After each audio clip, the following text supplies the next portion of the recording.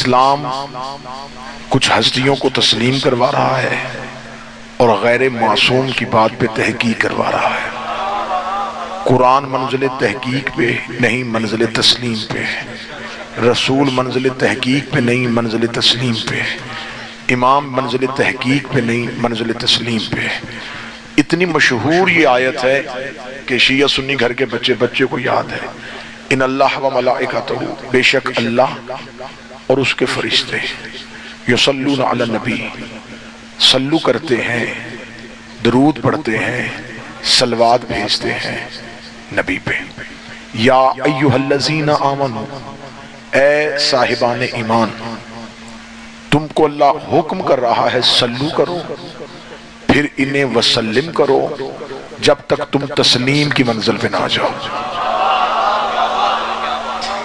इन पे दरूद भेजो और इनको तस्लीम करो जैसे तस्लीम करने का हक है।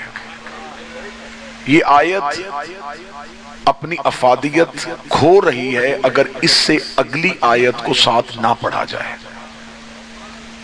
कुरान में बहुत सी ऐसी आयत हैं जिनका असल मसदर उनकी अगली आयत में छुपा हुआ था, लेकिन कारियाने कुरान ने अपनी मर्जी की आयत उठाई और उसका सियाको सबाक जो उसकी पिछली या अगली आयत से जुड़ा था वो खो दिया।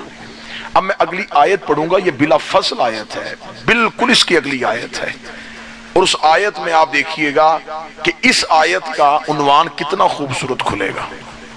खुदा फरमाता इन्नल्लज़ीना युज़ूनल्लाह व रसूलहू लानहुमुल्लाहु फिद दुनिया वल आखिरह, बेशक जो अल्लाह और उसके रसूल को अज़ियत देते हैं उन पे दुनिया में भी लानत है और आखिरत में भी लानत।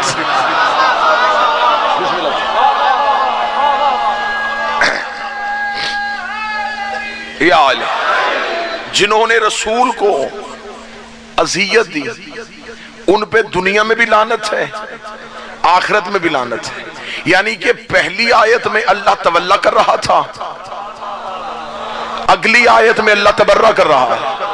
पहली आयत में अल्लाह दरूद पढ़वा रहा है, उससे अगली आयत में अल्लाह लानत करवा रहा है। और लानत किस बात पे करवा रहा है? जिसने रसूल को अज़ियत दी है, जिसने रसूल को अज़ियत दी है।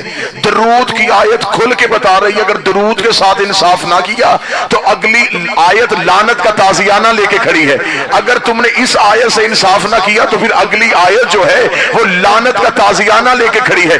नबी से पूछा गया था या रसूल अल्लाह आपको अज़ियत कब होती है? फरमाया कोई जब मुझसे अली को जुदा करता, कोई जब मुझसे अली को जुदा करता तो मुझे अज़ियत होती है। इसका मतलब है कि अल्लाह कुरान में कह रहा है कि मोहम्मद रसूल अल्लाह के बाद अगर अली वलीउल्लाह को तस्लीम की मंजिल पे न लेके आए तो दुनिया में भी लानत है, आखिरत में भी लानत।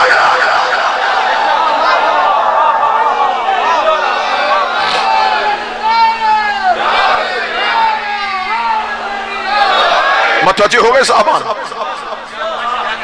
खुदा पहली आयत में कह रहा है कि दरूद भेजो, दूसरी आयत में कह रहा है अगर तुमने अज़ियत दी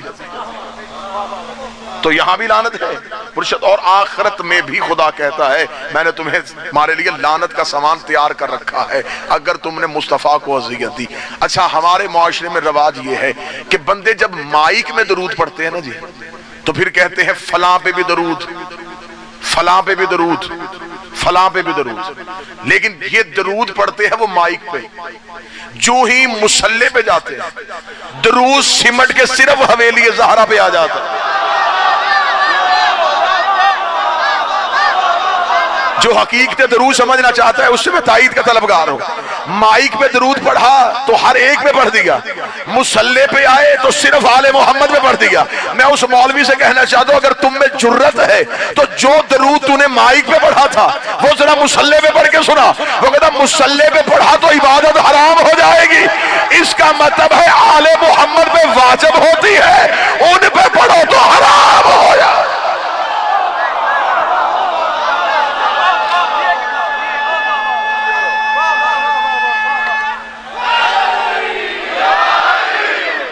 आले मोहम्मद पे दरूद, जो दरूद पढ़ा है तुमने माइक पे, कितने कितने दरूद पढ़े जाते हैं मैं क्या बयान करूं। उन पे भी दरूद, उन पे भी दरूद, उन पे भी दरूद। ये दरूद नमाज के बाहर बाहर है, नमाज के अंदर जब आए तो फिर दरूद सिमट के सिर्फ दहलीज ज़हरा पे आ गया, सिर्फ हवेली ज़हरा पे आ गया।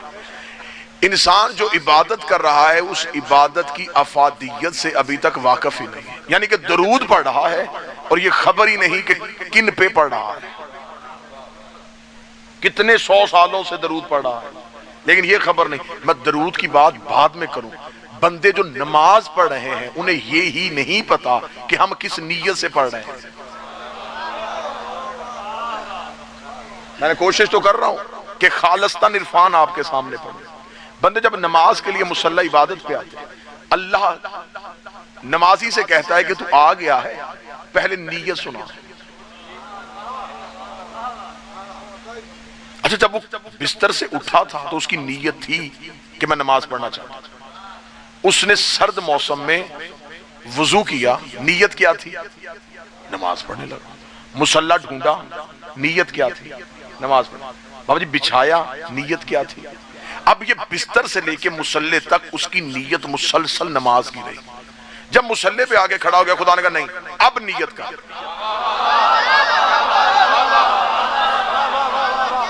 मेरे मालिक तू तो नीयतों से वाकिफ है, तू तो जानता है कि मेरी नीयत क्या है। मेरी नीयत यही है ना कि मैं तेरी नमाज पढ़ना चाहता हूं, तो अब तू हमसे नीयत क्यों सुना? फरमा नहीं, मुसल्ले पे आ गया, वाजिब है तुझ पे। नीयत मुस्तहब नहीं है, नीयत नमाज के वाजिब अरकान में से एक वाजिब रुकन है। अब तू नीयत कर। अब बंदा मुसल्ले पे आया, अब बंदे ने इबादत के लिए खड़े होते ही नीयत क्या की? 2 रकत नमाज फजर पढ़ता हूं। बैठे नमाजी चेहरे बैठे आप, कुर्बतन इल्लल्लाह। इसका तर्जमा करवाओ मौलवी से, इसका तर्जमा करवाओ। मैंने पहले कहा था दरूद का भी तर्जमा नहीं हुआ, इबादत की नीयत का भी तर्जमा नहीं। बेटा खामोश हो। 2 रकत नमाज पढ़ता हूं कुर्बतन इल्लल्लाह। मेरे अल्लाह मैं तेरी नमाज पढ़ने लगा हूं, तेरे लिए नहीं।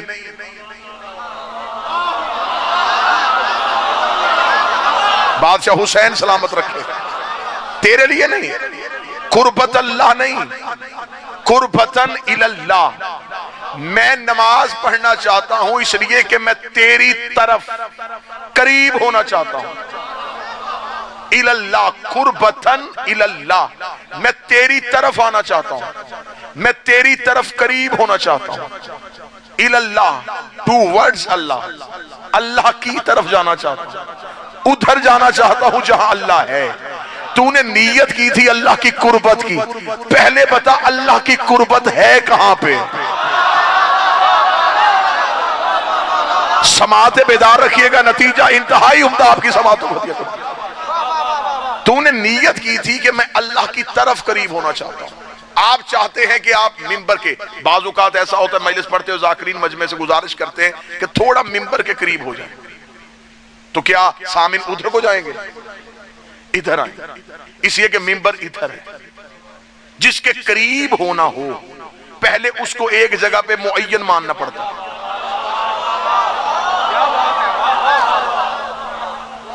जिसके करीब होना हो उसे किसी खास जगह पे मुअय्यन मानना पड़ेगा। अगर हम हो रहे हैं अल्लाह के करीब तो अल्लाह को एक महदूद जगह पे मानना पड़ेगा। अगर उसे महदूद मान ले तो वो अल्लाह नहीं रहता।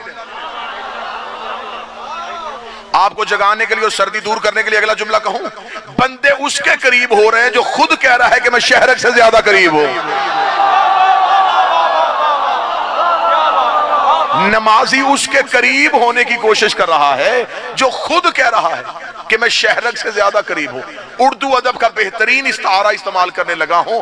अल्लाह के करीब होने की आरजू करना बिल्कुल ऐसे ही है जैसे हवा में उड़ता हुआ परिंदा चाहे कि मैं हवा के करीब हो जाऊं, जैसे पानी में तैरती हुई मछली की आरजू हो कि मैं पानी के करीब हो जाऊं। वो करीब है तो तैर रही है, वो करीब है तो उड़ रहा है। इंसान चाहता है कि अल्लाह के करीब हो। अब मुझे बताओ, तुमने जिसके करीब होना है वो है कहां? इला अरबी जुबान का लफ्ज है, इसको उर्दू में जब हम ट्रांसलेट करें तो बनेगा तरफ, यानी कि हम अल्लाह की तरफ करीब होना चाहते हैं। तो तरफ ढूंढने के लिए अल्लाह की सिमत मुअय्यन करनी पड़ेगी। अब बताओ कि अल्लाह किस तरफ है? हर तरफ है। तो हम किधर करीब हों? फिर मजमा जगाने के लिए जुमला कहूं, अगर अल्लाह की तरफ ना मिले तो अल्लाह के कोई तरफदार ही ढूंढ लो। बादशाह हुसैन इन हाथों को सलामत रखे, कुछ ऐसे अफराद ही ढूंढ लो जो अल्लाह के तरफदार है, जो तुम्हें अल्लाह तक ले जाएं, जो तुम्हें अल्लाह तक पहुंचाएं। इलाह कहते हैं रस्ते को, और रस्ते की यहां एक खासियत है, वो खुद नहीं जाता, मुसाफिर को पहुंचा देता है।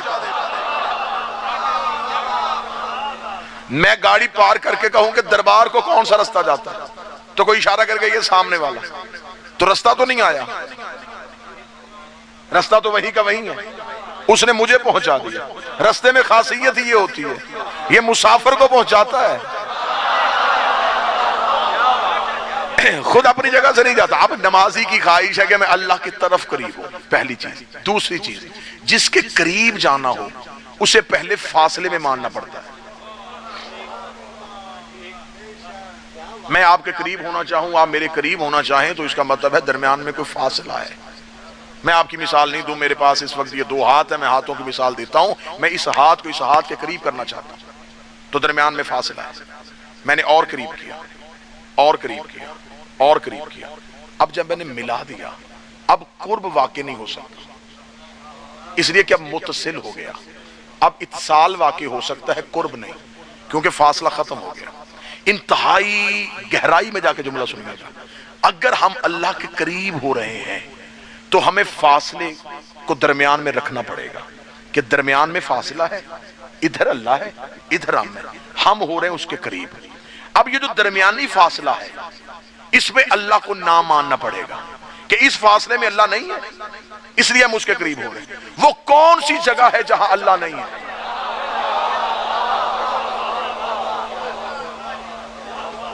हमें तौहीद सिखाने वाले हमें कुछ तौहीद के बारे में बताएं तो सही, कि हम इतने अरसे से जिसके करीब हो रहे हैं।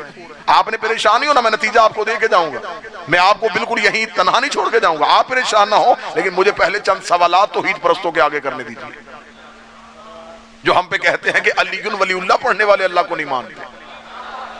पहले ये बताएं कि आप जिस अल्लाह के करीब हो रहे हैं कि वो अल्लाह है कहां? वो फासलों में आ नहीं सकता, महदूद वो नहीं हो सकता, सिमतों में वो नहीं है, किसी एक जगह पे मुअय्यन वो नहीं है।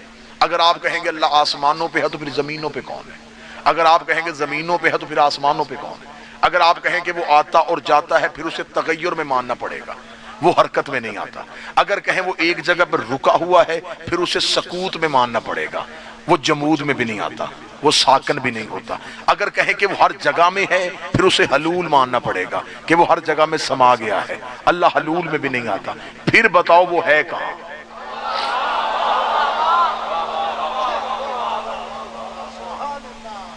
जिसकी तरफ जा रहे वो है कहां?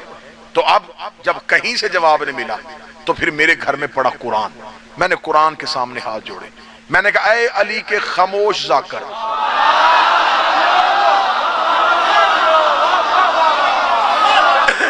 हमेशा तेरी उंगली पकड़ के दहलीज़े आले मोहम्मद पे गए हैं, तू हमें किसी तरफ लेके जाके हम अल्लाह के करीब होना चाहते हैं।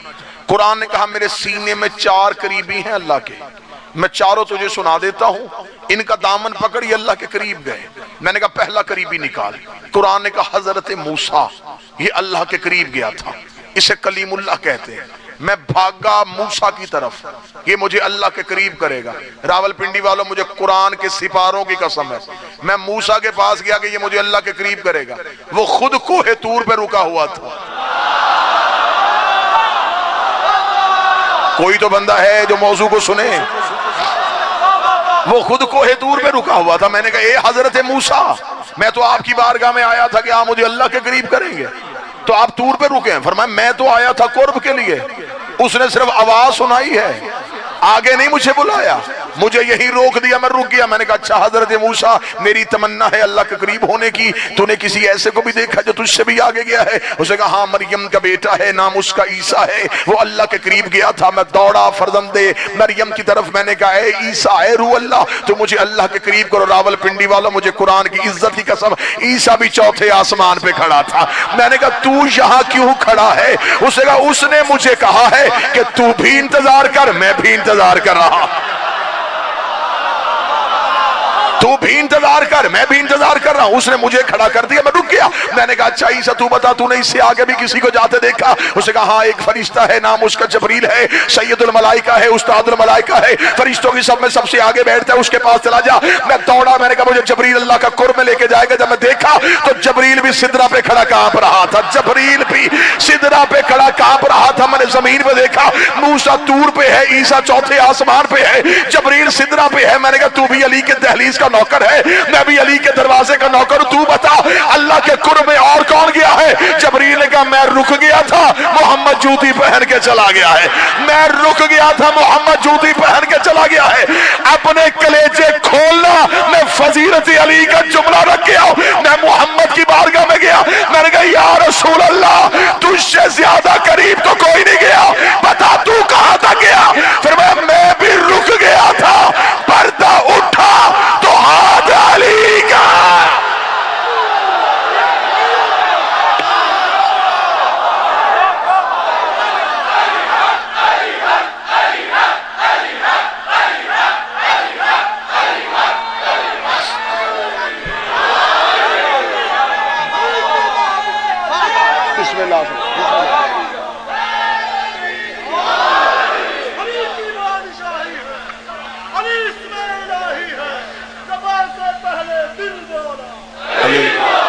अलीम अलीम अलीम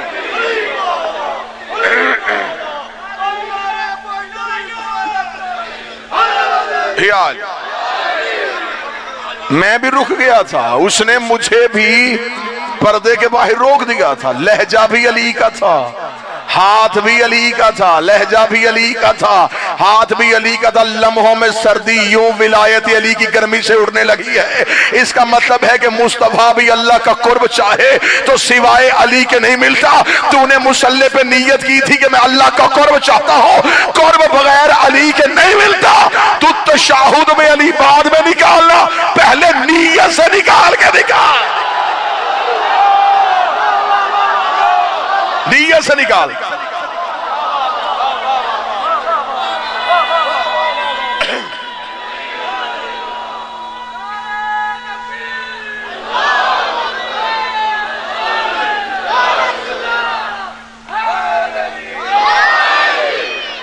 बिस्मिल्लाह से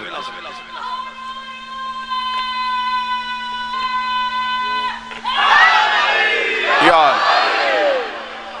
खुदा ने नीयत में अली छुपा दिया। उर्दू अदब का जुमला कहूं, अल्लाह को नमाजियों की नीयत के अंदर छुपी हुई नीयत का पता था।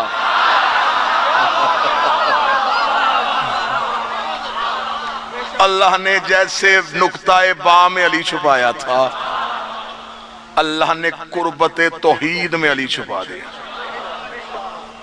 अली के बगैर तू अल्लाह तक पहुंच के दिखा।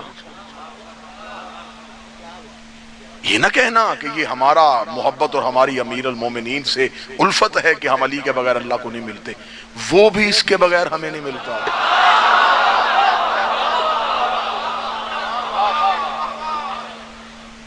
वो चाहता तो सीधा कुरान पहुंचा सकता था, उसे किसी से कोई मशवरा करना था, चाहता सीधा कुरान पहुंचा, नहीं पहुंचाया उसे। नमाज सीधी नहीं पहुंचाई, रोजा सीधा नहीं पहुंचाया, उसे सब कुछ हुज्जत के जरिए पहुंचाया। हुज्जत के जरिए पहुंचा के उसने मौलवी को अकल दी है कि मैं सब कुछ कर सकता हूं, मैं इनके बगैर तुम तक नहीं आता, तो तुम्हारी इबादत इनके बगैर कबूल कैसे कर सकता?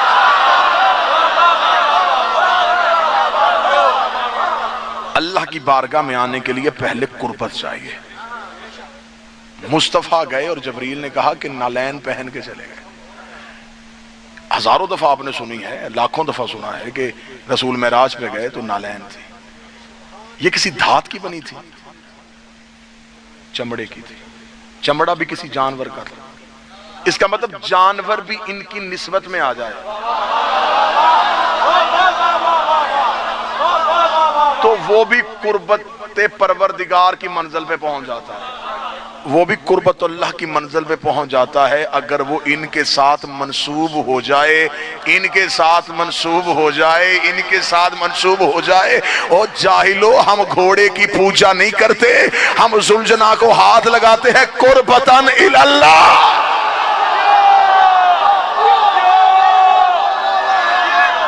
क्योंकि ये हमें अल्लाह के करीब करेगा, ये हमें अल्लाह तक पहुंचाएगा। हम अल्म अब्बास को छूते हैं तो कुर्बतन। अच्छा, नमाजी की नमाज का फलसफा देखना कि नीयत की थी कि मैं तेरी कुर्बत में आना चाहता हूं, नमाज खत्म हुई और ख्वाहिश की कि मैं जन्नत में आना चाहता हूं। वो कौन सी जन्नत है जो कुर्बत के अलावा है? भाई जब कुर्बत ही चाह ली थी, जब कुर्बत ही मांग ली थी, तो फिर जन्नत की ख्वाहिश की। इसका मतलब है कुछ ऐसे भी नमाजी हैं जिन्हें खबर है कि हमें जन्नत में भी उसका कुर्ब नहीं मिलना।